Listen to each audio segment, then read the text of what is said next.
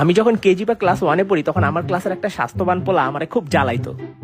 আমার আর তার স্বাস্থ্যের মধ্যে অনেক তফাৎ থাকায় আমি তাকে কিছু বলার সাহস পাইতাম না। কিন্তু একদিন সে ধৈর্যের সব সীমা অতিক্রম করে ফেললো। দেখ দেখ ওই কি করে, হে হে হে হে হি হি। আমার এত রাগ লাগছে, কিন্তু তারপরও আমি জিনিসটাকে হজম করার চেষ্টা করছি, কিন্তু জিনিসটা হজম হয় নাই, গলায় আটকায় ছিল। এরপরে একটা টাইমে আমি দেখি কি ও বাথরুমে ঢুকছে। এরপরে কি মনে করে জানি আমি ওর বাথরুমের সামনেই দাঁড়ায় আছিলাম। পরে দেখি ও দরজা খুললা বাইরে হইতাছে। ঠিক ওই টাইমে আমি বাথরুমের দরজায় এমন জোরে লাথি মারছি যে উইরা যায় ও পিসের বালতির মধ্যে পড়ছে। ও একটা শকের মধ্যে ছিল, বাট এর মধ্যে স্কুল ছুটি হয়ে গেছে দেখা আমি কাইটা পড়ছি।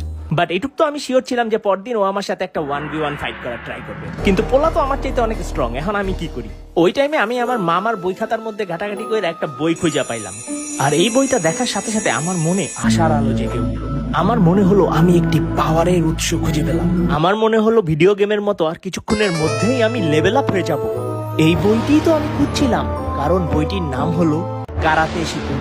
এই বইয়ের ভয়ঙ্কর সব যুদ্ধবিদ্যাগুলো রপ্ত করতে আমি পুরোপুরি ব্যর্থ হয়ে শুধুমাত্র এক কোনায় ল্যাং মারার কিছু একটা বলা ছিল, ওইটুকু শুধু আমি বুঝতে পারলাম।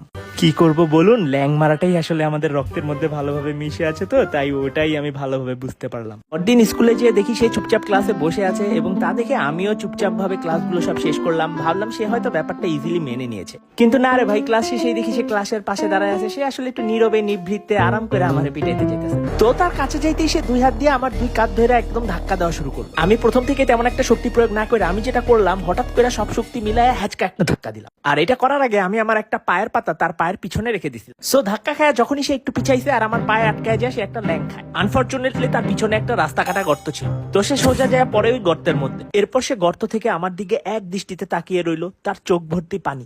এইটা তুই কেমনে করলি? তুই শিখতে চাস? আমি তোকে শিখাবো মাস্টার। আর এরপর থেকে পুরো স্কুলে আমার বীরত্বের গল্প ছড়ায় পড়লো।